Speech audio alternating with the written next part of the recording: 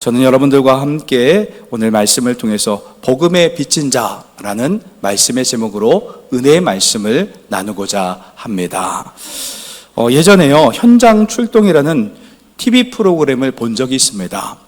그 프로그램에 세관원들이 나왔는데 그 밀수꾼들을 잡기 위해서 불철주야 막 이리 뛰고 저리 뛰고 신고가 들어오면 여기로 저기로 이렇게 전국을 다니면서 그렇게 밤낮 가리지 않고 밀수꾼들을 추격하는 모습을 그려냈었습니다.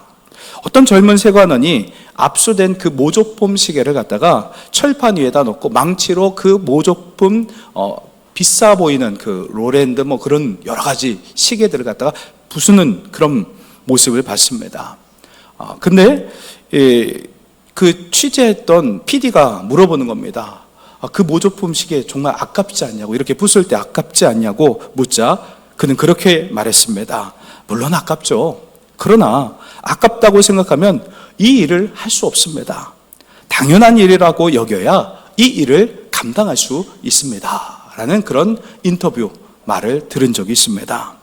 그렇습니다. 세상 것을 아깝게 여기면요, 진짜 그리스도인의 자리를 놓칠 수 있습니다. 여러분, 세상의 것은요, 있다가도 없어지는 것이 세상의 것입니다. 너무 세상의 것을 우리가 추구하다 보면, 아까워하면 결국에는 참된 것, 영원한 것을 놓치고 마는 것입니다. 여러분, 잠깐 있을 그 구름과 같은, 연기와 같은 세상 것을 잡으려고 하시겠습니까? 아니면 영원한 하나님의 나라, 그리고 영원한 생명이신 예수 그리스도를 붙잡으시겠습니까? 당연히 우리는 그리스도인으로서, 예수 믿는 자들로서 예수 복음을 붙잡아야 합니다. 그렇습니다. 여러분, 진짜 그리스도인의 자리를 놓쳐서는 안 됩니다. 진짜 그리스도인들은요, 교회 안과 밖에서 하나님의 말씀대로 순종하는 삶을 살아야 합니다. 사도 바울도요, 주님이 부탁하신 예수 복음을 전파하는 일, 그 일을 당연한 지상 명령으로 여기며 받아들였습니다. 예수님께서는 우리 모두에게 복음을 증거하라고 명령을 하셨습니다. 그러기에 우리가 하나님 나라에 갔을 때 반드시 우리 하나님은요, 복음 증거의 열매들을 보고하라고 이렇게 말씀하실 겁니다. 그때 부끄럽지 않은 구원이 되도록 우리가 이 땅에 살면서 죽어가는 영혼들을 주님께로 인도해야 하는 것입니다. 그래서 우리 교회는요, 오늘 전도대 선포식을 통해서 전반기 전도대회를 시작하려고 합니다. 사순절을 가장 뜻깊게 보낼 수 있는 방법은 영혼을 품고 기도하는 일이 아닐까 생각해 봅니다.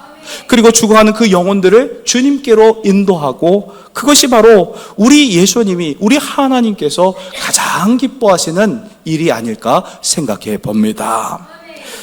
전에 전도 현장에 나갔을 때요, 노방전도를 하면서 중요한 것이 뭐냐면 전화번호를 잘 받아야 합니다. 근데 전화번호를 갖다 한 명도 받지 못한 적이 있었습니다. 그래서 제가 너무나 낙심이 되고 실망을 했었습니다. 왜냐면요, 이 떡볶이 전도를 할 때 이번에 이제 3월 마지막 주간부터 이제 떡볶이 전도를 하려고 합니다. 대신방 기간이라서 노방 전도가 지금 쉽지 않기 때문에 3월 25일부터 3월 달 마지막 주부터 이제 노방 전도를 할 예정인데요. 그런데 이 떡볶이 전도를 하는 것은 사람들에게 우리 교회의 좋은 이미지를 심어주는 겁니다. 그런데 저는 그래도 나눠주면서 좀 열매를 좀 맺고자 하는 그런 조급함이 제 안에 있었습니다. 아무튼 그날 전도 현장에서 전화번호를 한 명도 받지 못해가지고 제가 좀 실망을 하고 있었습니다. 그런데 그날 떡볶이를 나눠주면서 초등학교 6학년 남학생을 만났습니다. 근데 그 아이에게 복음을 증거했고, 그리고 결심 질문에서 그 아이에게 이렇게 물었습니다. 혹시 너도 천국 가고 싶니? 그렇게 묻자 그 남학생이 한참을 고민하다가 그러면서 이렇게 대답을 합니다. 네, 저도 천국 가고 싶어요. 그러면 눈을 감고 나를 따라서 함께 기도해 보겠니? 그러자 그 남학생은요, 그 자리에서 영접 기도를 따라서 했습니다. 비록 어른들 전화번호를 받지 못했으나 한 영혼을 구원할 수 있어서 얼마나 행복했는지 모릅니다. 만약에 노방전도팀과 함께 떡볶이 전도를 하지 않았다고 한다면 그 초등학교 6학년 남학생이 구원을 받을 수 있었을까요? 없었을 겁니다. 여러분, 지금 제가 여태까지 20년 넘게 복음 전도 사역을 하면서 깨달은 사실이 있습니다. 나가면 있고 안 나가면 국물도 없다라는 사실을 깨달았습니다. 나가야 있습니다. 안 나가면요, 아무 일도 일어나지 않습니다. 여러분, 우리 교회가 제가 오기 전과 후, 제가 우리 교회 이렇게 청장년 그 인원을 보니까 처음에 왔을 때보다 지금 한 평균 30명 이상이 더 우리 교회 지금 주일 예배를 참석하고 있습니다. 왜 우리 교회 이렇게, 물론 기존에 다녔던 분들이 또 이렇게 나오시는 것도 있지만 전도대회를 통해서 함께 복음을 증거하면서 영혼들을 붙여주기 시작했다라는 겁니다. 얼마나 감사한지 모릅니다. 그래서 이렇게 나가면 있고 안 나가면 없는 것입니다. 이 땅에 복음을 심고 영혼을 살리는 것, 그것이 바로 우리 주님의 지상 명령이기에 우리는 그 명령을 쫓아 순종하는 삶을 살아야 합니다.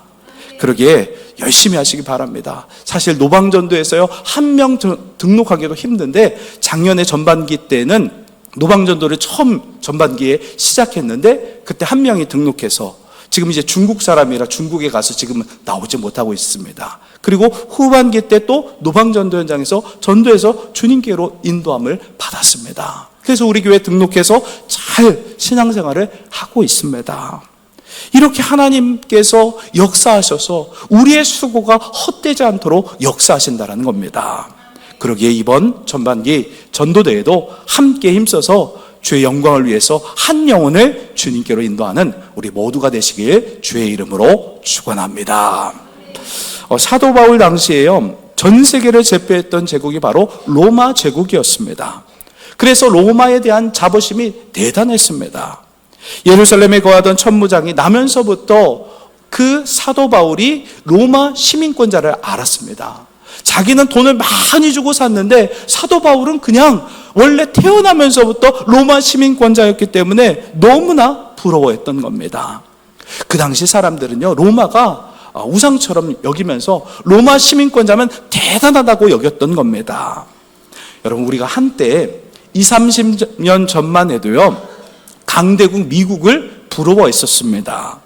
그런데 이번에 코로나가 이제 터지면서 전 세계에 퍼져나갈 때 그 의료시설이 너무 열악한 그런 나라 가운데 우리나라가 어떻게 한 줄 아십니까? 전세기를 보냈습니다. 비행기를 보내서 우리 그 시민권자, 우리 대한민국 시민권자들을 그 비행기에 태워서 우리 나라로 인도해가지고 여기서 잘 치료해주고 먹을 것, 입을 것 다 이렇게 공급해주면서 할 수 있도록 도왔습니다. 여러분, 우리나라가 지금 세계 10위에 정말 경제 대국이 되었고, 다른 나라 못지않게 예전엔 미국을 부러워했었는데 이제는 미국이 어떻게 보면 의료시설이 너무나 후진국처럼 여겨질 정도로 형편이 없었습니다. 코로나라는 이 전염병 가운데 우리나라가 얼마나 강대국인지를 우리가 몸소 경험할 수가 있었습니다. 맞습니다. 예전에 그 로마 시대 때 시민권자 하면 대단한 나라였습니다. 경제적으로도 그렇고 군사적으로도 대단했기 때문에 사람들의 동경의 대상이 되었다는 겁니다. 이렇게 바울 당시 누구나 한 번쯤은 로마 제국의 시민권자가 되고 싶은 그런 소원이 있었습니다. 그러나 바울은요, 로마를 동경해서 그 로마에 간다라고 말한 것이 아니었습니다. 바울이 로마로 가고 싶었던 이유는 자기 목숨을 걸고 복음을 전하기 위해서 로마에 가고 싶었던 겁니다. 전승에 의하면요, 바울의 겉모습을 이렇게 묘사하고 있습니다. 짙은 눈썹에다가 안짱다리에다가 대머리였고 매부리 코에 눈은 근시였고 못생긴 얼굴에 키가 작은 남자였다라고 그렇게 말합니다. 겉모습이 얼마나 초라했는지 바울이 그 거대한 제국, 로마 제국에 가서 초라한 그 바울이 복음을 전하는 일은 너무나 초라해 보였던 겁니다. 바울이 그토록 로마에 가고자 했던 것은 자기 자신이 그리스도인들을 예전에 핍박하고 죽이는 일에 앞장섰던 복음에 빚진 자였기 때문입니다. 자신이 사도가 될 수 있었던 것도 한없는 주의 은혜였던 겁니다. 그래서 조금이라도 주님의 그 복음의 빛을 감당하기 위해서 복음의 빚진 자로서 복음 증거한 일에 목숨을 걸었던 겁니다. 그리고 로마에 가야 될 또 다른 이유가 있었습니다.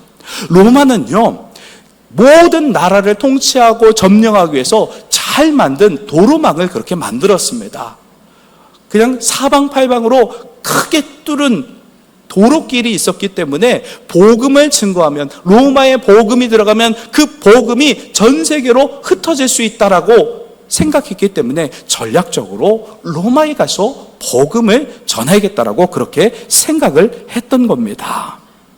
사도 바울은요, 오늘 본문 14절 말씀에 보면 헬라인이나 야만인이나 지혜 있는 자나 어리석은 자에게 다 내가 빚진 자라라고 이렇게 말했습니다. 당시 로마도요, 헬라 영향권 가운데 있었습니다.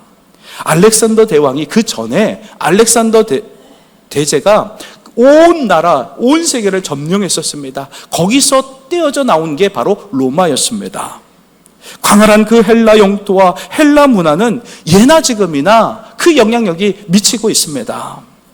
그 당시 야만인인 헬라어로 발바로스입니다. 이 발바로스는요, 헬라 문화권의 영향력에 벗어나 있는 모든 이방인들을 지칭합니다.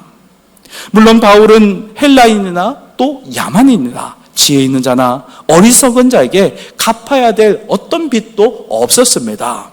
그러나 그는 예수님께로부터 복음의 빛을 받았기 때문에, 빛을 졌기 때문에 그도 이제 그 모든 헬라인이나 로마인이나 또 야만인이나 할 것 없이 온 세상 사람들에게 복음의 빚진 자로 여겼던 겁니다.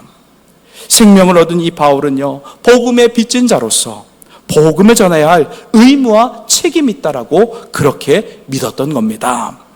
우리 역시요, 복음의 빚진 자들입니다. 예수 그리스도의 그 생명의 복음이 우리 안에 있습니다. 생명의 복음을 빚진 바울처럼 우리도 생명의 복음을 나눠야 합니다. 오늘 본문 15절 말씀에 보면 그러므로 나는 할 수 있는 대로 로마에 있는 너희에게도 복음 전하기를 원하노라. 아멘. 이 말은요, 로마에 가서 순교를 각오하고 복음을 전한다라는 말과 같은 말입니다. 복음은요, 헬라어로 유앙겔리조입니다. 유앙겔리조의 뜻은요, 좋은 소식을 선포하다, 복음을 전파하다, 또 기쁘고 좋은 소식을 가져오다, 복음을 가르치다 라는 뜻이 있습니다. 예수 그리스도의 복음이 죄에서 우리를 구원할 수가 있었습니다. 영원히 단절된 하나님과의 관계를 회복할 수 있는 길은 길이요, 진리요, 생명 대신 예수 그리스도밖에 없습니다. 그러나 로마 제국은요, 황제 숭배 사상을 통해서 전 세계를 통치하려고 했기 때문에 어떠한 종교도 용납할 수가 없었습니다. 사도 바울이 로마에 가서 복음을 전하겠다는 이 말은 순교를 각오하겠다는 결단이었습니다. 오늘 본문 15절에서 말씀하고 있는 이 복음은요, 누구를 가리키냐? 복음은 기쁜 소식으로서 예수 그리스도를 가리킵니다. 마가복음 1장 1절 말씀에 보면 하나님의 아들 예수 그리스도의 복음의 시작이라. 아멘. 하나님의 아들 예수 그리스도의 복음의 시작이라고 이렇게 말씀했습니다. 복음은요, 하나님의 아들 예수 그리스도 그 자체가 바로 복음이라는 겁니다. 복음은 기쁜 소식이라는 뜻이 있는데 그 기쁜 소식이 뭐냐? 영원한 죽음의 질병에서 영원한 생명으로 우리를 구원하신 예수 그리스도, 예수의 이름의 뜻이 구원자라는 뜻이 있습니다. 우리를 죄에서 구원하시고 영원한 사망과 죽음의 질병에서 우리를 구원하신 예수가 복음의 핵심인 것입니다. 예수님이 선포한 복음의 내용은 이렇습니다. 마가복음 1장 15절 말씀을 보면 이르시되 때가 찼고 하나님의 나라가 가까이 왔으니 회개하고 복음을 믿으라 하시더라. 아멘. 이 말씀은 구원자가 이미 이 땅에 오셨다라는 겁니다.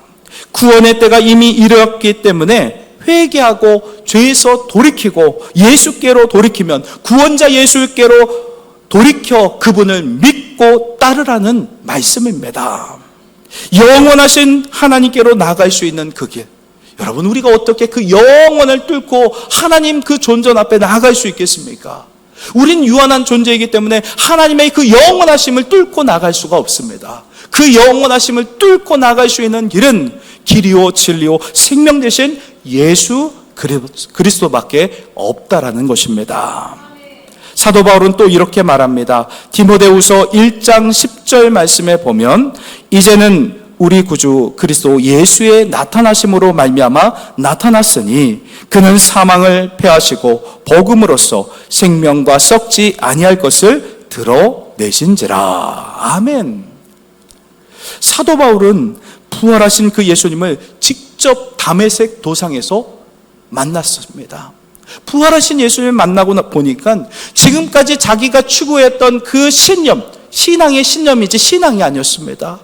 자기가 옳다고 생각했던 것이 무참하게 깨졌습니다. 유대교가 참으로 생각했었는데 부활하신 예수님을 바라보니 자기가 추구해왔던 그 모든 것이 다 아무것도 아닌 것을 깨닫게 됐습니다. 그토록 메시아를 열망하고 사모했던 그 사도 바울이었는데 그 메시아가, 구원자가 예수라는 사실을 그가 직접 보고는 그 모든 신앙의 것들이 다 무너지고 다시금 정립을 했습니다. 예수 복음으로 그 삶의 모든 것이 그 예수님만을 바라보는 그런 초점을 가질 수가 있었던 겁니다. 여러분, 예수가 우리의 삶의 중심이 되어야 합니다. 우리 삶에 예수가 중심이 되지 않으면 흔들릴 수밖에 없습니다. 담임 목사가 교회의 중심이 되어서도 안 됩니다. 우리 장로님이나 권사님이, 중직자들이 교회의 중심이 되어서도 안 됩니다. 오직 예수가 중심이 되어야 하는 것입니다. 사랑하는 성도 여러분, 말씀을 마무리하겠습니다.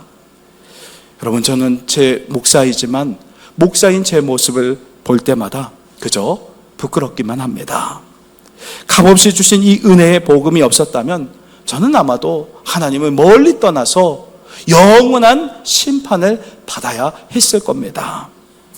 은혜의 복음이 나를 살렸고 우리를 모두를 살리고 구원하셨습니다.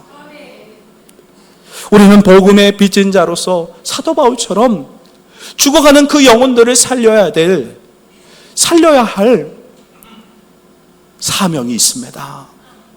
예수를 믿으면 그대로 우리를 천국으로 인도해 주시면 될 텐데 왜 우리가 예수를 믿고 이 세상에 남겨놓으셨을까요? 그 이유는 죽어가는 영혼들 살려서 함께 천국으로 인도하라고 우리에게 사명을 주신 겁니다. 사도 바울은요, 목숨 걸고 로마에 가면 죽임을 당한다는 것을 알면서도 자기 목숨을 아깝게 여기지 않고 예수님처럼, 예수님도 나를 위해서 목숨을 아깝게 여기지 않고 우리를 위해 내어주셨던 것처럼 자기도 그렇게 복음의 빚진 자로서 영혼을 살리기 위해서 목숨을 걸겠다라는 그런 선포였습니다. 오늘 말씀이 그 말씀이라는 거예요. 여러분, 우리의 생명을 주님께 드리면 주님은 더 큰 은혜로 우리에게 보답해 주시는 분이십니다. 그러게 이번 전도대회를 통해서 우리 모든 성도들이 한 영혼을 품고 이제 사순절 특별 새벽기도 동안에 한 영혼 한 영혼, 이번에 VIP 전도 대상자 이렇게 작성 카드를 여러분들 주보에 나눠줬습니다. 이것을 갖다가 기록하면서 기도하면서 지금 교회 나오지 않는, 예전엔 신앙생활 했는데 지금 나오지 않는 우리 가족들, 친척들, 일가들, 그리고 전도할 수 있는 이웃들, 그 사람들을 다 적어 놓는 거예요. 그리고 새벽마다 나와서 기도하고 그 영혼들이 살아날 수 있도록 우리가 함께 한다면 이번 부활절에 VIP 초청주일로 같이 하나님 앞에 영광 올려드리며 영혼의 열매로 하나님께 영광 올려드리는 우리 모든 성도들이 다 되시길 예수님의 이름으로 축원합니다. 축원합니다.